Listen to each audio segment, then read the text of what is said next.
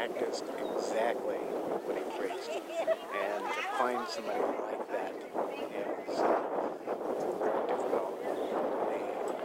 With that type of example, with that type of personality, he gave us a legacy that we have to live up to. And that, to me, is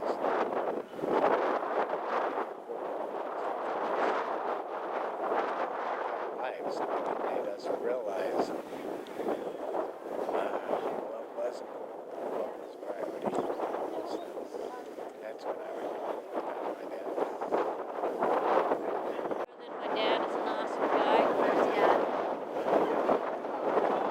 He is an awesome guy. Taught me everything I know. Even so, it taught me some things that I can't remember. It's because of him that I can do my own eating, home improvement, my own repairs, and everything else. He never told me I couldn't do it because I was a girl. He told me I could do it better because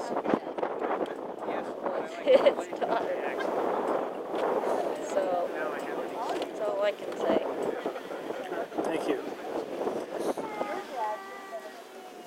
Everywhere. This is my wife, and she used to, when we came up here, one of the big events of the day would be to have Dad give a tour. Oh, I love it. I lived here and didn't know him. Oh, I know. I was born and raised here too. And Dad takes you around. Maybe you went to school with, or closer to my girls, age, Tina and Tanya Mason. I didn't go to school here. I graduated down I know by a couple of the Quincy. boys went to school here. Yeah, they were younger than me. Okay. I was gone by then. I left in 83, 84. I was gone. But he was a fantastic. I said, you know, I hated history. I would just fall. The teacher was even bored. You know, Oh, the teacher Dad bored himself to death. He should have been a history teacher. He made it fascinating. Dad was never boring, and I should have mentioned one of my other habits was, and I still do it today, and my kids can't stand it. I put on The Good, the Bad, and the Ugly, which is one of my dad's favorite movies, and I sleep until the gunfight scene shows up, which is exactly what my dad used to do. And they go, "Why do you put that movie on and sleep through it?" Because I know it. I've got it memorized. I can tell you exactly what happened in that movie at any point. And my dad used to do the exact same. Oh, isn't that funny? Brother Tom Adams. I've had the honor to know the Trapp family, specifically Mike and Bonnie and their family that lives here in Nauvoo. And when I first moved here to Nauvoo, I had the opportunity of sitting in some of the classes that Mike taught. And he used to say all the one-liners that the families used to, where he would say, "Now you didn't know this," or "You did know this." And sometimes he would say, "Well, you probably already knew this," and then he'd go on to say something about the subject in history, but you know, most of the things he said we didn't know, and that's what was so unique about Mike. But I wanted to tell the family that it has been a unique opportunity to know Mike in this time that I've been here in Nauvoo, and that as a person I have grown just from listening to his testimony. So we love you and thank you for everything, and my best regards to the family. Thank you. One of my favorite memories of Mike was at an enrichment, actually. We had a history class, and Mike and Bonnie taught the class. And before the class, Mike said, "You're probably going to be interested in this." And he pulled out a book, and it had the Stout family. It was one of the Stout family histories, and my husband is a Stout.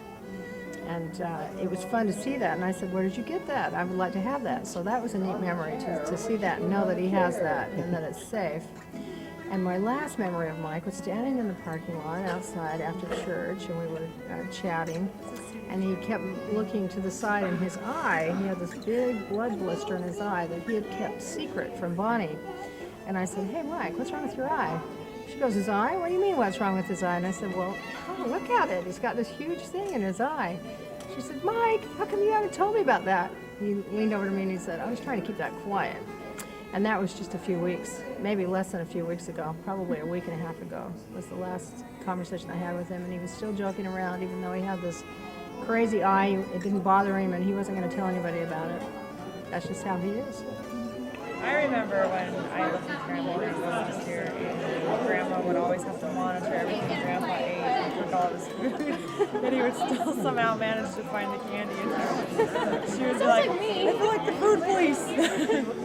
That's so was really funny. Grandpa's always Well, we went up to, where was it, up in Nebraska someplace that a few years ago and celebrated that centennial or whatever they had up there for the pioneer saints and stuff like that. And he and I one time went out to a little community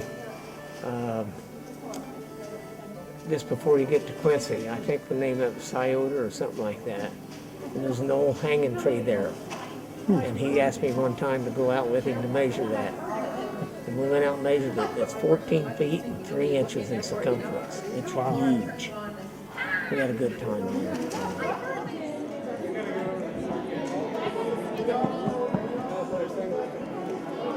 I remember when we didn't have a chapel in St. Cloud and we needed one. And Dad lost his job for a time, didn't have anything to do, so he spent every day from early in the morning until late at night working on this little Methodist chapel that we purchased. And he was in there doing the renovations and, gave up every hour, every spare hour to be down in St. Cloud building on that chapel. And, I just want to acknowledge him for that. I don't know, I'm just so very grateful that he raised such wonderful sons that we could marry and raise our families. He was a very good example. Hi, I'm Dave Hartle. This is my wife, Lori. We really love Mike and he came over to our cabins. And he was dressed in 1940s clothes and he manned one of the cabins at our open house at the Historical Society. And he did a great job. He talked about all the stories of that particular cabin. And he was interested in it and loved it. And we always loved associating with him. And every man we spent with him was great. Anything you said, right? Just that we loved him and we'll miss him. The only thing I would say is Mike was a wonderful person that never got upset with anybody. And he'll be very missed. It's a long story that involves my illustrious brother Russ. And, I'm telling this story. I joined the military and left Illinois in 1985. In 1989, I'm coming back for Thanksgiving. And while coming back for Thanksgiving, I had a friend with me. We drove from Texas, where I was stationed, up to Nauvoo, visited. And on the way back, we were driving on Sunday night, getting ready for Monday formation. Got pulled over for a speeding ticket in Mexico, Missouri. Cop, just gonna pay it and go. Take my stuff. Cop says I have a warrant for my arrest. I get arrested and put in jail. I'm saying I don't have a ticket. He says, yeah, you have an unpaid ticket from 1987 in Illinois. Never been to Illinois in 87. I hadn't returned to Illinois since I had joined the military. Come to find out, my brother Russ had used my license name, my number, my date of birth, and he told me the story about how he and Dad were driving down the street and he got pulled over by the cops and he knew that he had a warrant for his own arrest. So he used my information. The policeman, while looking at him, and here's where Dad gets involved, the policeman looks at him and says, well, Mr. Trapp, are you wearing your corrective lenses? Because I wear contacts and Russ doesn't. And Russ says, oh, no, I'm wearing contacts. And my dad looks at him and says, you wear contacts? And Russ is going, yeah, be quiet, be quiet. And he said, well, I never knew you wore contacts, Russ. And Russ is going, Dad, be quiet, be quiet. And Dad probably 2 weeks later thought he was the nutty one sitting there going, oh, I didn't know that Russ wore contacts. And 2 weeks later, Russ probably said to him, well, Dad, I never said that in the first place. And Dad wouldn't remember one way or the other. And I think that's a great story about Dad. He could have saved me if he'd have known that Russ didn't wear glasses. He was a wonderful man and he'd do anything for you that he could. Probably the most special one was the fact that I joined the church after Clayton and I had been married for 7 years. And Mom and Dad made this humongous effort to come to Salt Lake to go to the temple with us because we had nobody else to go with us. And they got there barely at the last minute, just as we were literally walking into the temple, and it just made it so special to have them there with us. And Dad was just always wonderful. It's such a great example, and we're very pleased to have them as a part of that experience for us. So I think that's probably my most special one. Nice being here, seeing all of you Trapps again. Very nice funeral. So nice that I'd be embarrassed to die because I did not have a very good funeral. It was good to be in here, and best of wishes to all of you. Oh, I've got a good one of Grandpa. Okay. So, Grandpa came to Salt Lake about a month and a half ago, right? 2 months. 2 months ago. February. And came to lunch with my dad and I. We went to the California Pizza Kitchen in Salt Lake. And where were we eating? We had like some crisp lettuce wrap. You put chicken inside of it and you wrap it up like a tortilla and eat it. And Grandpa had no idea what to do with this lettuce that came on the plate, and he just put it all on his plate and started cutting up the lettuce and eating the lettuce with the wrap. And I was like, no, Grandpa, you wrap it up like a tortilla. And he did it, and it all kept spilling out the end of it. He couldn't eat this thing at all. And I was like, Grandpa, just fold it. You gotta roll the ends in and fold it. And he did that, and he had juice running all down his hands, and he finally just put it on the plate and ate it with a fork. Because he couldn't eat it. It was a good memory of Grandpa.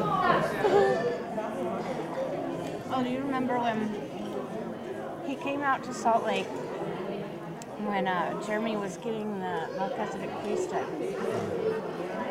And he stopped before you and he said, when I first met Jeremy, he said, I wasn't too sure I wanted him to marry my daughter. He never told me that. So, that's the way my kids, he never would say anything about that. You know, 'cause he doesn't have any bad thing to say about anybody, just like they've always been saying. Yeah. But he said, now I know that he's a good guy, and I'm glad he married my daughter. That was his special. Dad was everything to me. Seriously, he learned how to accept people as they were without trying to change them. Although he would always give friendly, fatherly advice. The specific memories that I have are dear and precious to me. But each of my brothers and sisters know that he treated all of us like we were his favorite child. And you cannot buy something like that. And that's my best memory. Thank you. Able to come together. And it's really sad that it took this to have the whole family come together. And I'm gonna miss Mike. I feel like, don't judge me for what I am. They're making a video. Or what I did. He loved me no matter what I did. No.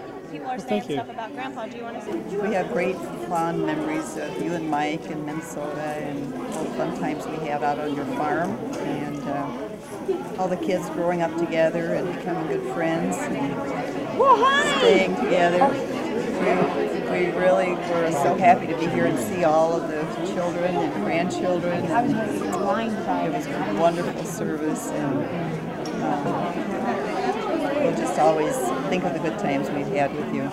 Well, he was just like a really nice grandfather, and he never got really angry or anything. His favorite position was lying down. His second favorite was sitting up on the couch with his arms open.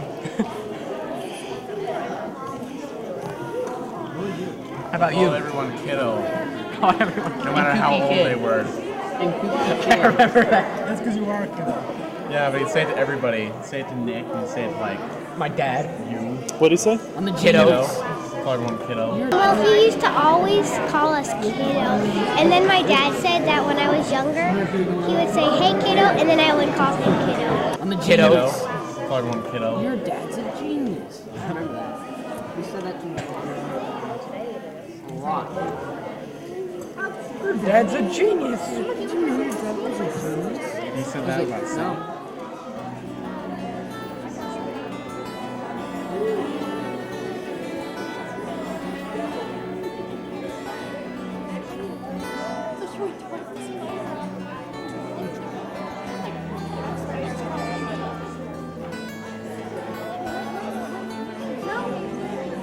Okay, I came walking into the house, and Dad has a toilet paper roll up to his eye. And I said, what do you think you're doing, Dad? And he said, come here, take a look at this, Jen. I don't even need my glasses anymore. I can see just fine how this toilet paper rolls. And he said that he didn't need his glasses anymore, that the toilet paper roll would do it, and that now his eyesight was cured. But I told him we weren't going to use toilet paper rolls, I'd go get a pair of glasses. So Dad thought that was pretty cool, to just use a toilet paper roll for glasses. That Grandpa could still be alive. I really love him. Do you have anything that you like to remember about him? I remember he came to my birthday party one time, and that was the first time. He came to my birthday, and I don't know what age I was, but I really loved him. When I was probably 9 or 10, we lived out in Salt Lake City, and we had this big porch in front of the house, big wooden porch that had the big 4x4 beam. And I thought it'd be funny to tie a rope onto the back of my dad's Ford LTD and onto one of these 4x4 posts, thinking my dad was going to pull forward and that the car would just stop because the rope would keep it in place.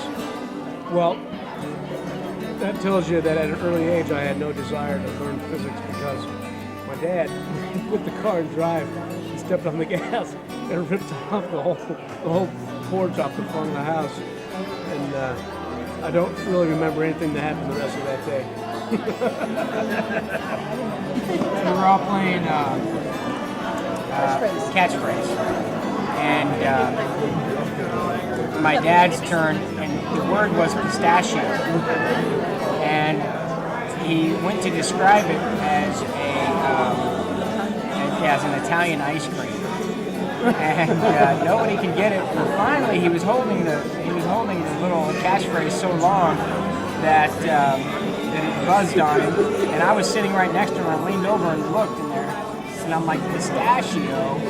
Pistachio's not a type of Italian ice cream. It's a nut. And he's like, yeah, but it's an ice cream and this and that. And anyway, so we would, every time we'd see him, we'd say pistachio. My favorite memory of my grandpa is when I was, how old was I? Like 6 or 7. And we went to the bed and breakfast that they used to own. And my little brother locked me in the upstairs bathroom because it had something wrong with the door, so he couldn't close it. And my brother shut it and locked me in there. And so my grandpa gets a ladder and climbs on top of the roof and pulls me out and saves me. And then opens the door from the inside with a screwdriver.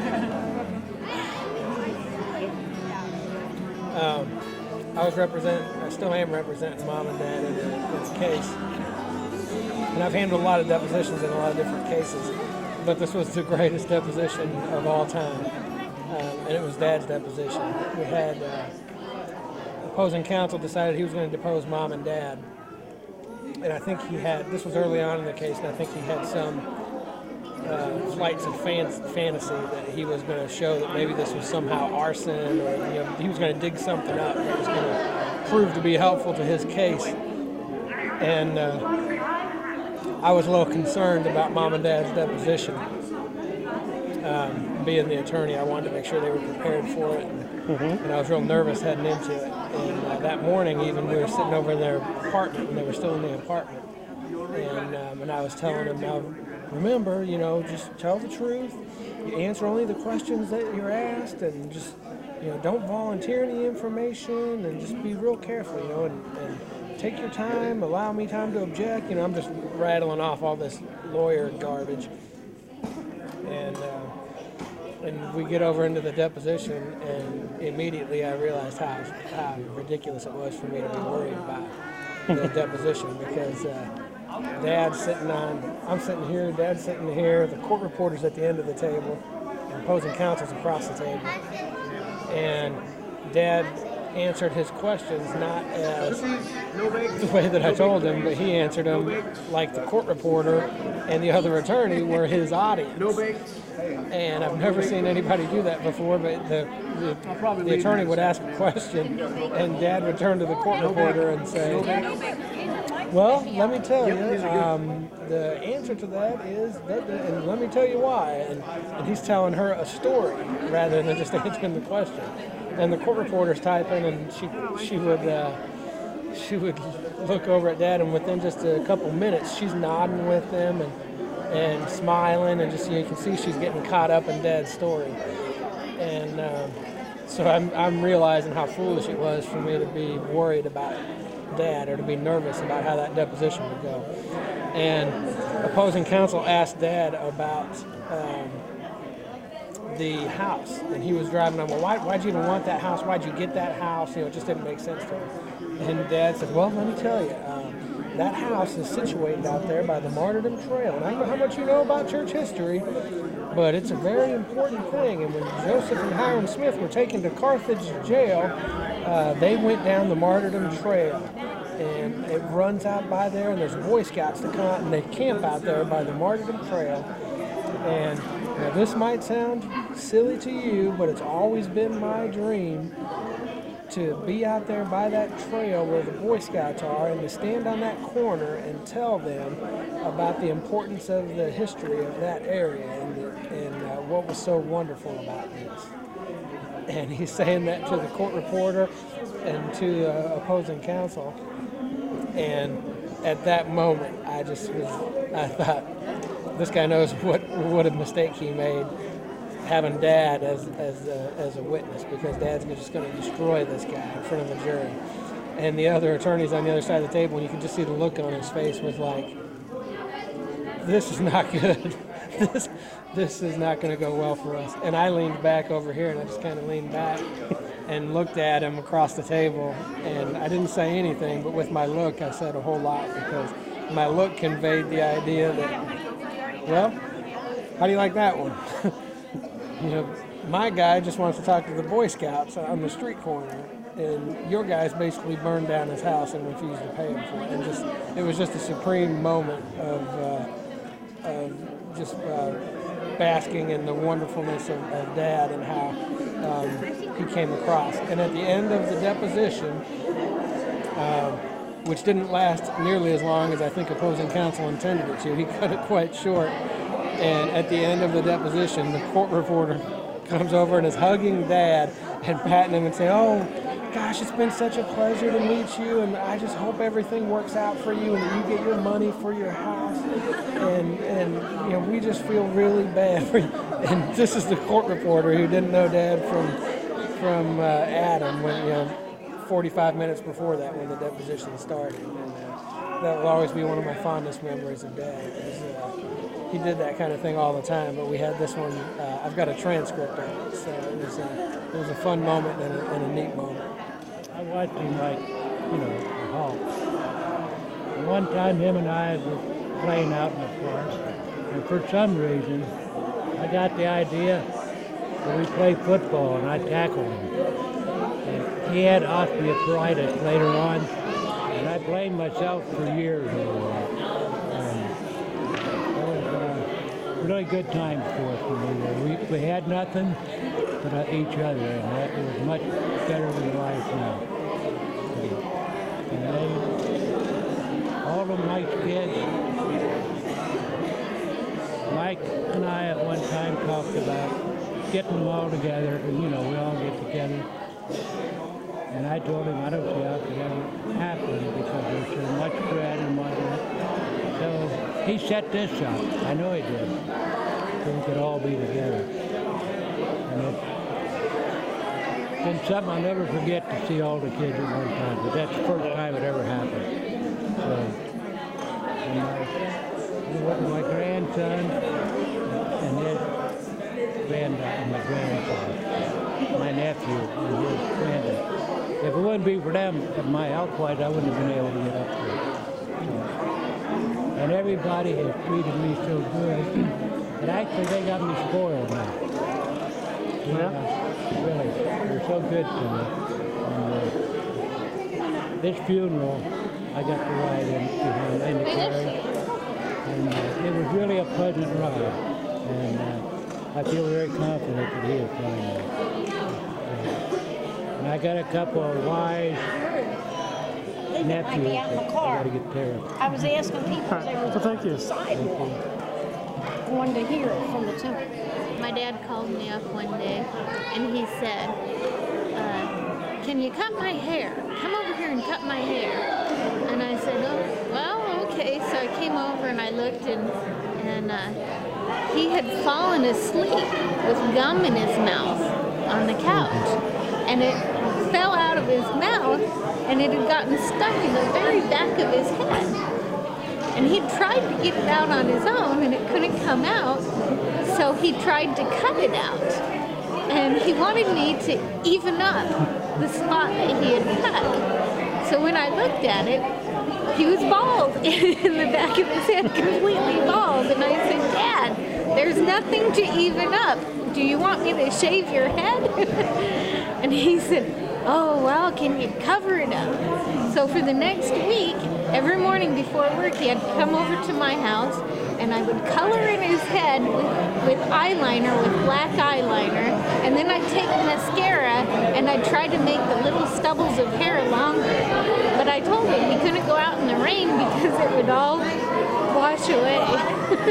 Dave and I are leaving. And then last week, a week ago, I had called him on my way home from work to tell him about a guy that I had met that was Harley P. Pratt's relative.